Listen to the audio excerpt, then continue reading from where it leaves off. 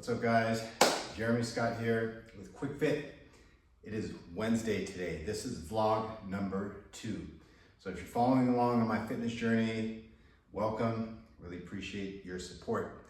Today I'm going to take you through a leg workout. So first things first, when you train legs, we're going to use flat shoes or barefoot. Why do you want to? Also, if you have not subscribed and hit that like button, go ahead and do that now. But why do you want to train in flat shoes when you're training legs? Because you're going to have better support and better stability. If you squat with thick like running shoes like Nikes, Brooks, or whatever, shoes that are made for running, you're going to realize that these running shoes are not good for your knees, your back, or your hips. So you're going to want to get like a pair of Converse, pair of Vans, some Chuck Taylors, right? Something really flat, or just go barefoot. And that's how you want to do your squats, your lunges, everything else. So we're gonna hit a leg workout. I'm gonna take you guys through my leg workout. I'm in a hurry today, I don't have a lot of time. Unfortunately, I didn't get a chance to take my supplements, my Prozis, my Big Shot, my branched chain amino acids, and my glutamine, but I will still take my branched chain amino acids and my glutamine after my workout. So the first thing you want to do when you start your leg workout, always start with a warm up. Get on the stairs, get on the bike, do 5 minutes. Don't whine, don't complain, you just do it, okay? Also so you don't get hurt, but cardio is cardio. You gotta do cardio, unfortunately. Just like brushing your teeth, just like taking a shower, just like all these things, washing your ass, right? All these, you gotta do these things. Doesn't matter if you're not in the mood, doesn't matter if you feel like it or not, you just go do it. So you do the cardio, you get on the stairs, you get on the bike, you don't make a complaint, you just go do what you're supposed to do. That's self-discipline, right? So we're gonna start with 5 minutes on a piece of cardio. All right, so onto the stairs we go. Hit that quick start, level 5. So this counts down to 22 minutes. So we're gonna go for 5 minutes in total on the stairs. I'm not a fan of cardio. I never have been. I don't like doing cardio at all. But does it matter whether I like it or not? No, it doesn't matter. Does it matter if I enjoy it or not? It doesn't matter. Does it matter if I'm having a good time right now? Does it matter if I feel good? It doesn't matter. What matters is what my goals are and what actions need to be taken to reach my goals. That's what matters.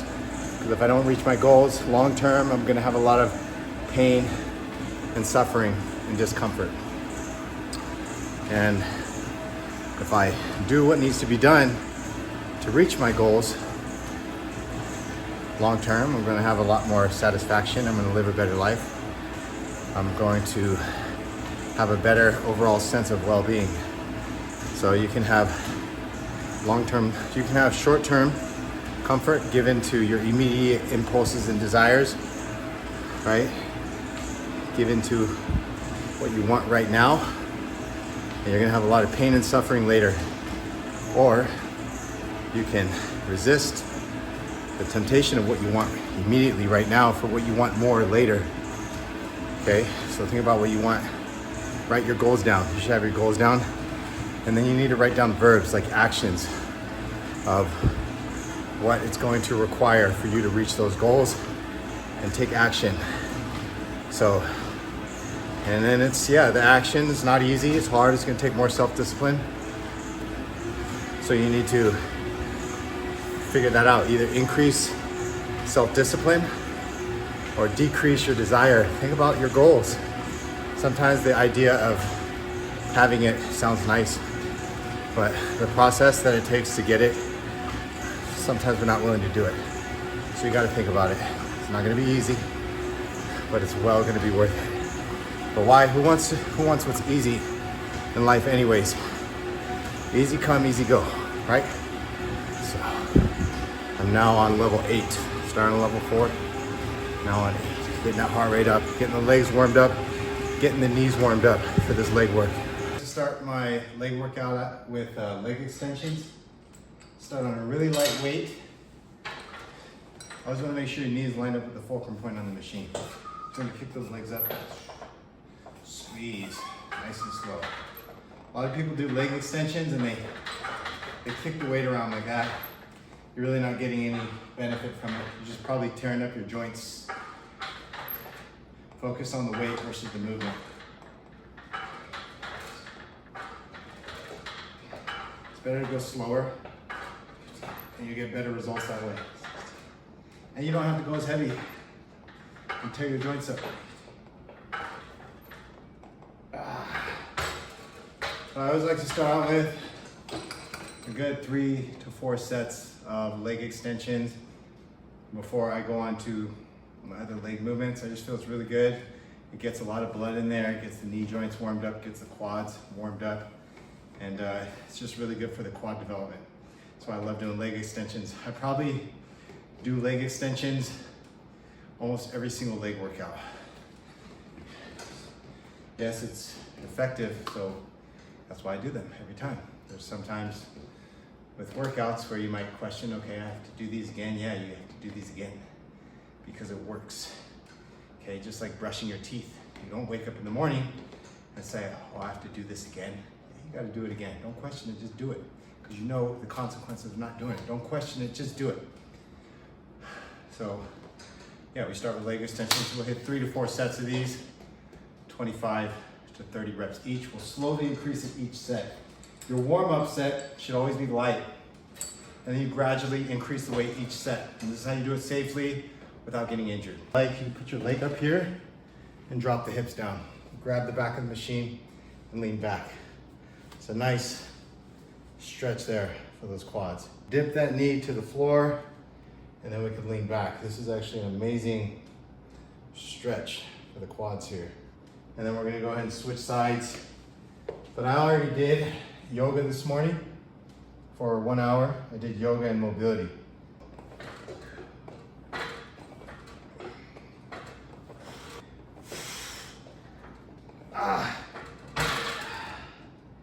Last 3, 18, 19, 20. All right, last set, moving on to set 4. I'm going to keep the weight the same. 2 more.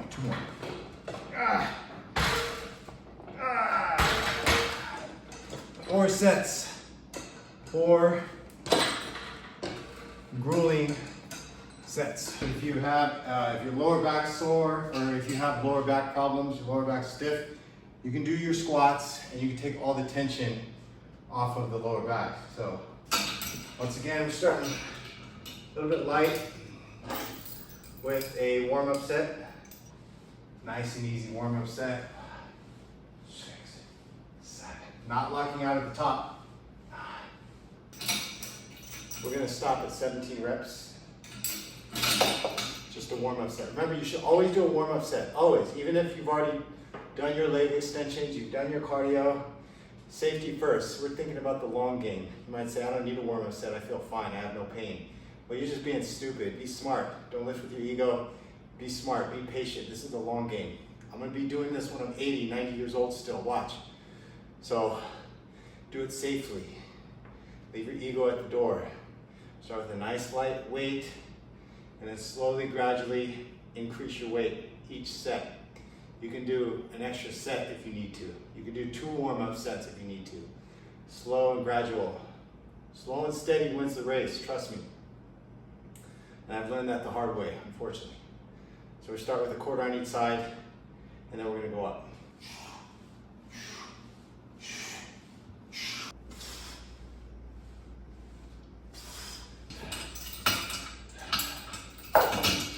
Not quite to failure yet, so I'm going to do 1 more set. Dumbbell hamstring curls.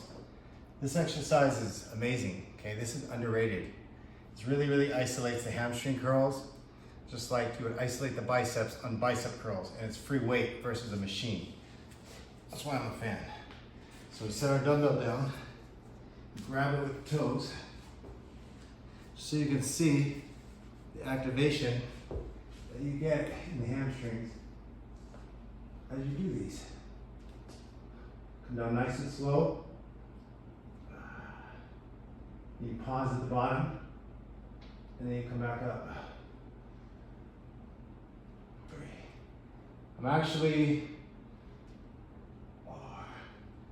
struggling with a little bit of an injury right now in my right hamstring. It feels tight. 6. I pulled it 7. A few weeks ago. 8. 9. 10. 11. So the key on these is to not come up too high. If I come up too high, like all the way up here, now I'm just resting and there's no tension in the hamstrings.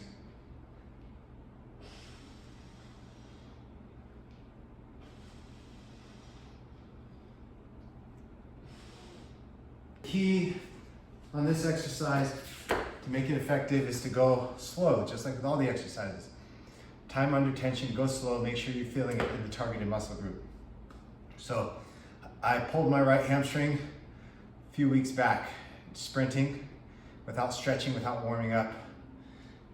I should probably practice what I preach, right? So I didn't stretch, didn't warm up, and I got out cold and started sprinting. As I started sprinting, I pulled the right hamstring. I thought maybe it's just a slight strain. Tried to sprint again, maybe. Pulled it again right after. I thought maybe it was just tight, but I strained it. So since then, I feel like it can get restrained easily. Maybe it never healed, maybe it never fully recovered, because I have probably not rested like I should be resting. So yeah, dumbbell hamstring curls, these are amazing. So I've been trying to hit the hamstring with the massage gun when I can, stretching it, and just trying to stay on top of my recovery as much as possible. I should probably rest it a little bit more, maybe not isolating it right now, doing these, but I'm not going too heavy, so it should be fine. Just moving it against the blood inside the area. But these are great. Make sure you incorporate these, especially at the end, as like a little burnout for your hamstring. These are amazing. So for the sake of injury, we're not gonna go too heavy on these today. We're gonna stick with 25 pounds and go slow. 1, 2, 3, 4, 5, 6. Feel those in the hamstrings there. This is definitely one of my favorite exercises for my hamstrings. Cook the legs with some walking lunges. Everybody's favorite exercise that they love to hate. We'll hit 3 sets of 20. 4, 5, 6, 7, 8, 9, and 20. Basic, simple, yet effective. There's not a lot of special, well there is, let me correct that. There's not a lot of special fancy exercises to make your legs grow. It's about doing the basic stuff that works and doing the basic, simple stuff consistently. Consistency is key. It's not about what specific exercises, it's about exercising consistently without fail and good nutrition. It's not so much specifically about what specific exercises, but it's about showing up and not skipping your workouts, bottom line. So if you're not working out, if you're not showing up to the gym consistently, if you're not giving it the right effort when you're in the gym, then forget about trying to find out what exercises are the best for this muscle group or what exercises are the best for that muscle group. If you're not eating right, and if you're not consistently showing up, then all that goes out the window. It doesn't matter. That's the first step, is to show up consistently. Just go to the gym. It doesn't matter what you do initially, just work on developing a habit of showing up to the gym without fail. That's the very first step to success when it comes to fitness and your fitness goals. All right, so just finished my workout. This is what my post-workout nutrition looks like. So I like to take 3 ice cubes, and I'm gonna take 8 ounces almond milk. Am I eyeballing it? Yes, but if you're eating super clean, give or take a few calories, not a big deal. Okay, let's say you ate too many grams of spinach. Oh, big deal. Now, if you're eating crap, you eat too many French fries, you go over your calories, that is a big deal. So we put 8 ounces of almond milk, 1 egg. We're going to put about, once again, something like this. I'm going to eyeball it. I'm going to do 1/4 cup for 1 serving of egg whites. If you go over and eat too many egg whites, I guarantee you're not going to gain extra body fat from eating too much egg whites. So when you eat clean, you can kind of eyeball it. Well, if you're eating bad and you're trying to fit bad food into your macros, then you got a problem. You got to measure everything out to the very last gram. You got to get very, very accurate on those measurements. We're going to add 2 scoops, which is 1 serving.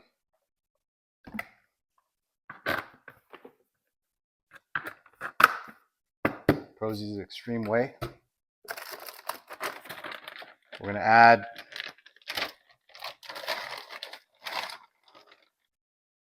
about 1/2 cup mixed berries.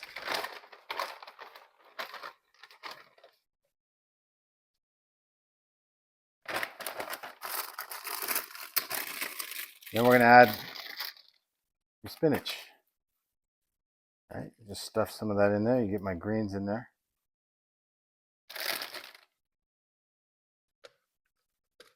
Screw that on.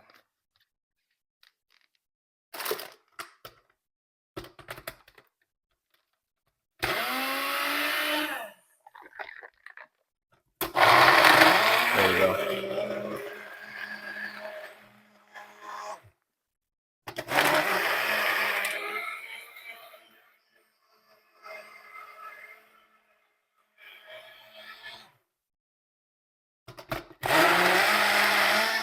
You might ask why the egg and the egg whites, just to boost the protein intake. I'm getting more protein from whole food instead of just from the shake. As we know, whole food is always better than supplements. But I use supplements to get more protein because it's hard to eat that many grams of protein in all whole food. As we know, 350 to 400 grams of protein per day from whole food is going to be hard. That's why you need to drink protein shakes.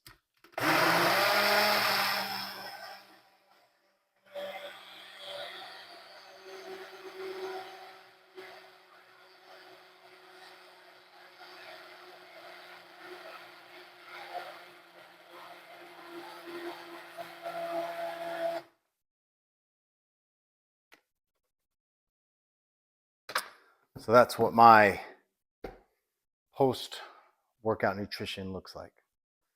So we got 32 grams of protein in there from Prozie's Extreme Whey. We've got another 5 grams of protein from liquid egg whites. And then we've got another 7 grams of protein from 1 whole egg.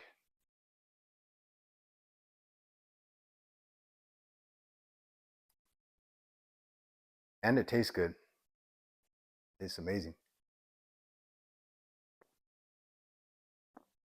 3 ice cubes, almond milk, spinach, frozen berries. That right there is a recipe for success.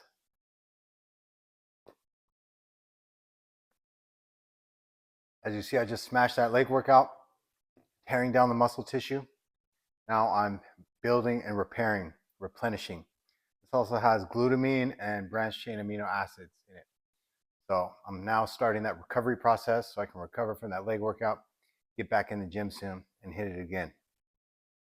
Although tomorrow I'll probably take a rest day. So I am going to work out Thursday, Friday, Saturday, Sunday, probably this week. So I'll take a rest day tomorrow. Can't work out 7 days. You got to rest and recover.